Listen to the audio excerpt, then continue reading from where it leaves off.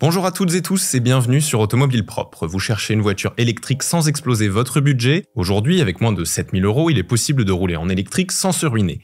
Mais attention, toutes les occasions ne se valent pas et il y a quelques pièges à éviter. Dans cette vidéo, on va voir ensemble les modèles les plus intéressants à ce prix, les points à vérifier avant d'acheter et quelques conseils pour faire la meilleure affaire. Avant de rentrer dans le détail des modèles, pourquoi choisir une voiture électrique d'occasion? D'abord, il y a une vraie économie à la clé. L'électricité coûte bien moins cher que l'essence ou le diesel, surtout si vous pouvez recharger à domicile. Ensuite, côté entretien, c'est bien plus simple qu'une thermique. Pas de vidange, pas de courroie de distribution, des freins qui s'usent moins, résultat, les frais d'entretien sont bien plus bas. Et bien sûr, il y a l'impact environnemental. En roulant à l'électrique, on réduit nos émissions de CO2, surtout si on recharge avec une électricité d'origine renouvelable. Mais attention, acheter une électrique d'occasion, c'est aussi quelques précautions à prendre. On en parle juste après la présentation du sponsor de cette vidéo. Avant de vous montrer quelques voitures électriques que vous pouvez trouver à moins de 7000 €, petit détour indispensable par l'historique. Parce qu'acheter une voiture d'occasion sans vérifier son passé, c'est un peu comme acheter une maison sans visiter les fondations. Et c'est là que Car Vertical entre en jeu. Car Vertical, c'est un service qui vous donne l'historique complet d'un véhicule grâce à son VIN ou sa plaque d'immatriculation. Accidents, fraude au kilométrage, entretien manqué, voire même des photos de sinistres si elles sont disponibles, et tout ça est résumé dans un rapport clair et détaillé. Regardez par exemple ce rapport pour une Tesla Model S que j'ai repéré en ligne. À première vue, l'annonce avait l'air parfaite. Mais ici on voit clairement que la voiture a été accidentée et qu'elle a subi des dommages plutôt importants. Sans Car Vertical, je serais passé à côté de ça, et le plus incroyable, si jamais le rapport ne révèle aucune alerte, vos crédits sont remboursés automatiquement. En plus, j'ai un code promo rien que pour vous, avec Autopropre 20, vous avez 20% de réduction sur votre premier rapport. Le lien est dans la description et dans le commentaire épinglé. Allez vérifier vos voitures avant de les acheter, ça peut vous éviter de très mauvaises surprises. On commence avec la Renault Zoé, la voiture électrique d'occasion la plus populaire en France. Et pour cause, c'est un modèle bien conçu, assez polyvalent et qu'on trouve facilement sur le marché de l'occasion. Côté prix, on peut en décoter à partir de 4500 € et jusqu'à 7000 € pour les modèles les plus récents et en bon état. Niveau autonomie, les premières Zoé embarquent une batterie de 22 kWh, ce qui permet de faire environ 100 à 150 km en conditions réelles. Alors oui, ce n'est pas énorme, mais pour un usage quotidien, ça peut suffire largement. Pour la recharge, la Zoé a une particularité, son chargeur Caméléon, qui peut monter jusqu'à 22 kW en courant alternatif. Ça veut dire qu'elle se recharge plutôt vite sur une borne publique, en ville, mais attention, elle n'accepte pas la charge rapide en courant continu, donc pas de recharge express sur autoroute. Petit détail à ne pas négliger, certaines Zoé sont vendues avec une batterie en location. Ça veut dire qu'en plus du prix d'achat, il faut payer un abonnement tous les mois entre 50 et 100 € selon le kilométrage. Si vous voulez éviter ça, il faudra en trouver une avec batterie incluse. Enfin, côté conduite, c'est une citadine sympa qui fait 88 chevaux et qui offre un bon agrément. Le coffre est plutôt grand pour la catégorie avec 338 litres, donc c'est une voiture qui reste assez pratique. Attention, les points à vérifier avant d'acheter une Renault Zoé d'occasion. Regardez bien si la batterie est incluse ou en location. Vérifiez l'état de la batterie, le fameux SOH ou State of Health. Un SOH en dessous de 75%, ça veut dire moins d'autonomie. Je le rappelle encore une fois ici, si vous comptez faire de la route, sachez que la Zoé ne prend pas la recharge rapide en DC. Deuxième modèle à regarder de près, la Nissan Leaf. C'est une compacte qui a été l'un des tout premiers modèles électriques à se démocratiser. En occasion, on en trouve entre 5000 et 7000 € selon l'état et l'année. Elle embarque une batterie de 24 kWh, ce qui lui donne une autonomie réelle d'environ 100 à 150 km. Alors oui, c'est pas fait pour les longues distances, mais pour du quotidien, ça peut suffire. Gros avantage par rapport à la Zoé, la Leaf peut se recharger en rapide sur borne CHAdeMO jusqu'à 50 kW.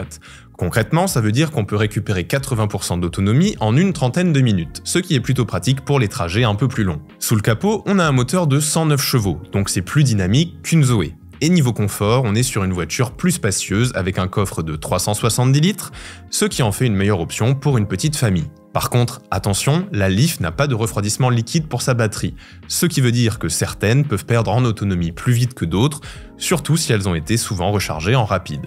Attention, voilà ce qu'il faut vérifier avant d'acheter une Nissan Leaf d'occasion. Vérifiez le SOH de la batterie. Les premières générations 2011-2013 ont tendance à vieillir plus vite. Privilégiez un modèle avec batterie de 30 kWh si possible, c'est un peu plus cher mais ça offre une meilleure autonomie. Assurez-vous que le câble CHAdeMO est fourni, sinon ça peut être un coût supplémentaire. Si vous cherchez une petite voiture électrique pour la ville, il y a la Peugeot Ion et Citroën C0. Ce sont des jumelles techniques basées sur la Mitsubishi e-Mi EV.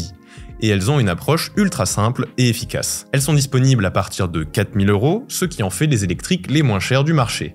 Niveau autonomie, on est sur une batterie de 16 kWh, soit environ 80 à 100 km en ville. On est d'accord, ce n'est pas énorme, mais pour faire des trajets maison au boulot ou pour se déplacer en ville, c'est largement suffisant. Ces modèles ont un avantage pratique, elles sont très compactes, donc elles se garent facilement partout. En revanche, le coffre est minuscule, 166 litres seulement, donc il ne faudra pas compter dessus pour partir en week-end avec beaucoup de bagages. Elles sont équipées d'une prise CHAdeMO pour la charge rapide, ce qui permet de récupérer 80% de batterie en 30 minutes. Par contre, la charge sur prise domestique est plutôt lente. Sous le capot, c'est minimaliste. 64 chevaux, donc clairement on n'est pas sur un foudre de guerre. Le 0 à 100 km/h prend 15,9 secondes, autant dire qu'il faut être patient.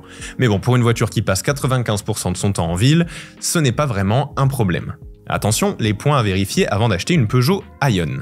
Vérifiez l'état de la batterie, surtout si la voiture a été immobilisée longtemps. Ces modèles sont parfois rudimentaires en équipement, donc vérifiez bien ce qui est inclus. Ce sont des voitures idéales pour la ville, mais pas pour les longs trajets.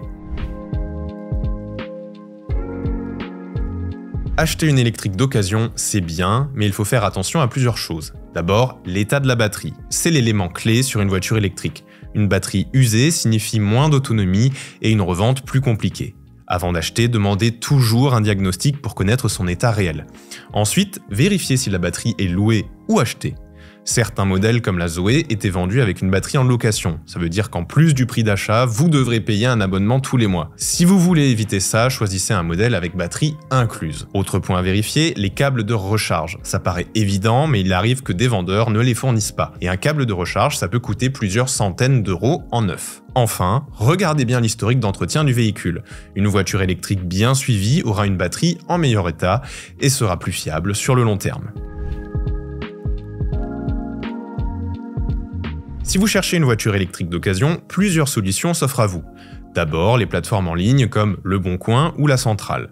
Sur ces sites, vous trouverez beaucoup d'offres, mais attention aux arnaques. Évitez les prix trop bas et privilégiez les vendeurs professionnels qui offrent des garanties. Si vous achetez directement à un particulier, n'hésitez surtout pas à utiliser Car Vertical pour vérifier le numéro de plaque d'immatriculation et récupérer tout l'historique de la voiture. Vous pouvez aussi regarder du côté des concessionnaires.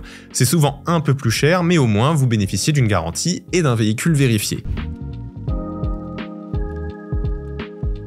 Alors, est-ce que ça vaut le coup d'acheter une voiture électrique d'occasion? La réponse est oui, et si vous voulez approfondir la question, je vous propose de cliquer sur une de ces deux vidéos. Ce sont des témoignages de personnes ayant acheté des véhicules électriques d'occasion et qui vous donnent leur ressenti. Si vous avez déjà acheté une voiture électrique d'occasion, dites-nous en commentaire ce que vous en pensez. Si cette vidéo vous a aidé, pensez à vous abonner et à activer la cloche pour ne rien rater sur l'actualité des véhicules électriques. Et dites-nous en commentaire quel modèle vous intéresse le plus. À bientôt sur Automobile Propre.